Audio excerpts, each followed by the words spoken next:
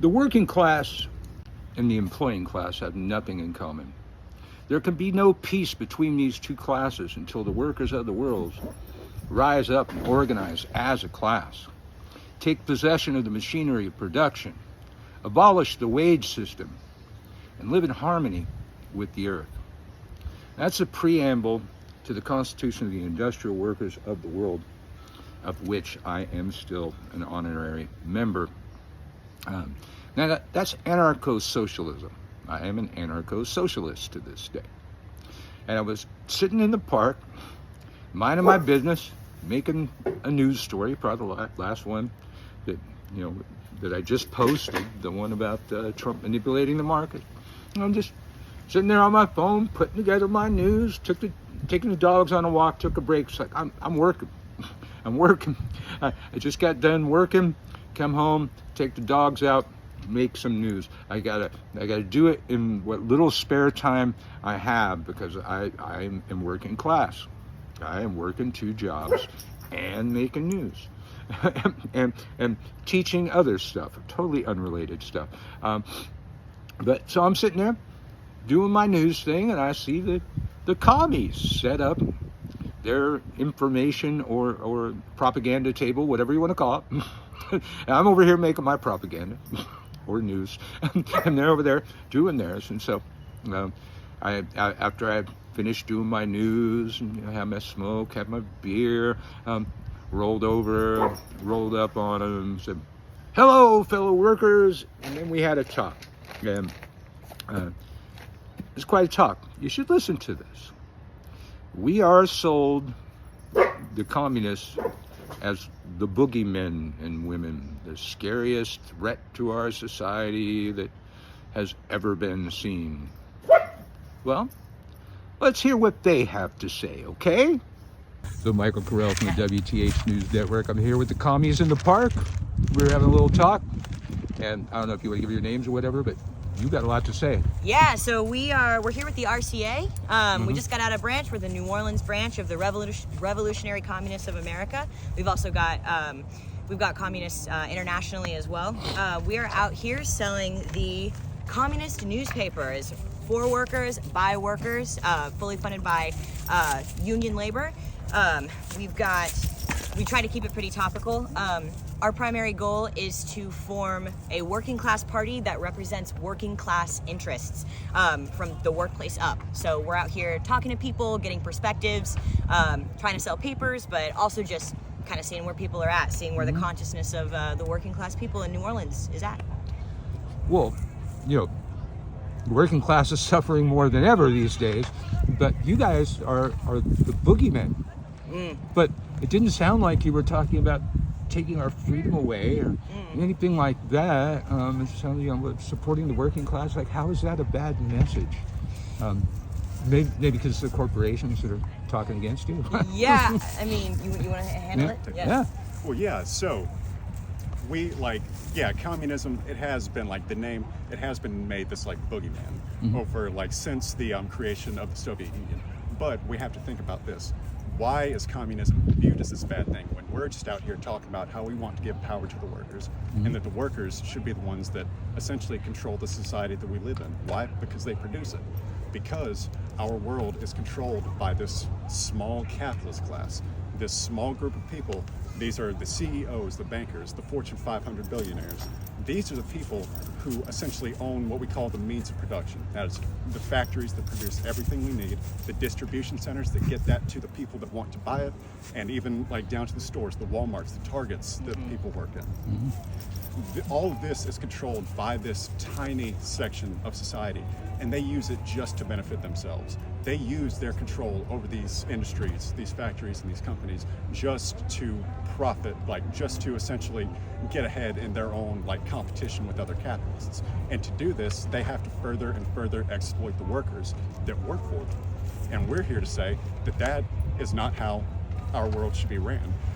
Capitalist system, back a couple hundred years ago, it might have served as a progressive thing in our society. It no longer does. It's now just a system built on the exploitation, the misery, and just the overall not well-being of the workers. And we're here to say that the workers need to organize. They need to educate themselves. They need to learn about the political situation, not just in the U.S., but internationally. They need to learn about the history of class struggle in order to actually overthrow the capitalist system and put the workers in power. This is what we need, the workers in power of society. I would go on that and say, to answer your question about freedom, I would say this is freedom. You and me, all of us, having a say as to what actually goes on in our government, how we are represented, that is freedom. What these corporations and these politicians are telling you is a repression of freedom is a complete scapegoat. It is completely hypocritical. They are the ones who are limiting our freedom, 100%. You reminded me a lot of the preamble to the Constitution of the Industrial Workers of the World.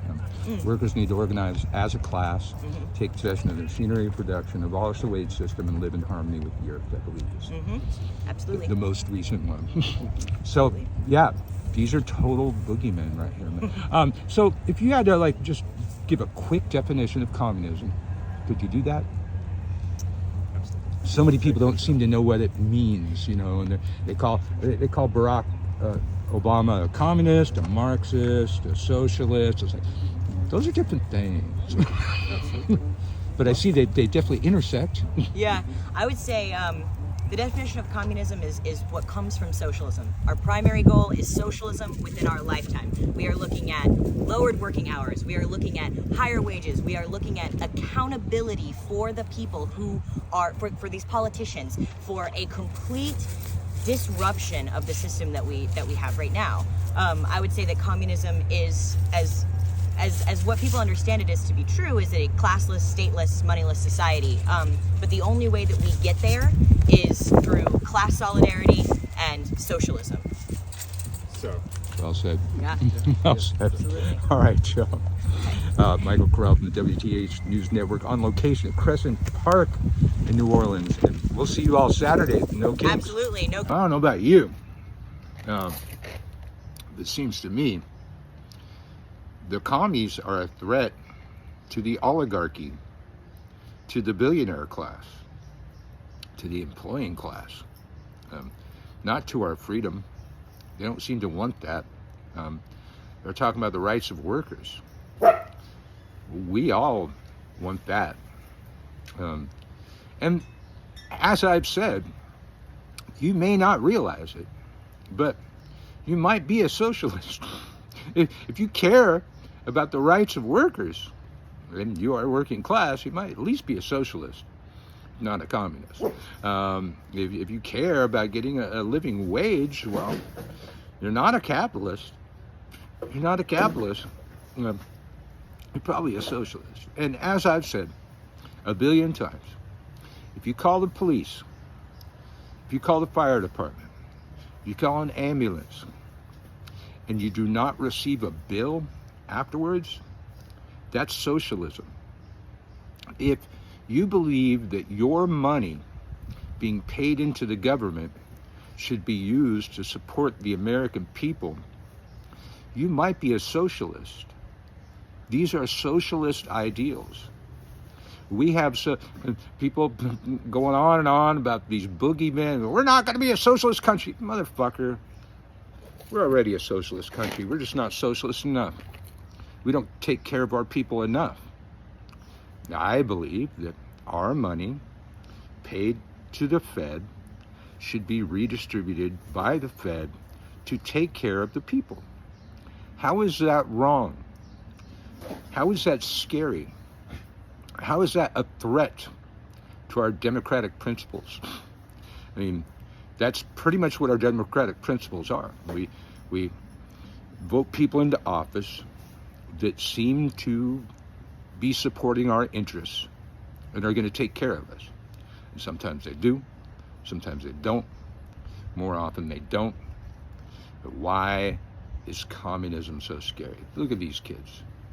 Look at these kids. These kids bring me, I shouldn't even call them kids. They're probably not that young, but compared to me, I'm 60. These kids bring me hope. These kids bring me hope to the world. I don't care what label you put on them. Their words were clear, and their words were not scary. a threat to democracy or anything of the kind. They were a threat to the 1% of rich oligarchs running this country. They're a threat to CEOs, as I endeavor to be for the rest of my life. If you like this take or any of the other takes, hey, thank you for subscribing, following, liking. I especially like the comments, man. Let's have a discussion in the comments. You got something to say about this? You know, you want to bitch at me for supporting the commies? Cool. Let's have that, man. I love to have discussions, and I even love more to argue. And once we get enough followers, I'll be doing some debate shows like Dean Withers, man. Get on here. And I'm not I'm not going to call it a debate. I'm going to call this fucking argue. Michael Carell from WTH News Network. Hit them buttons, y'all.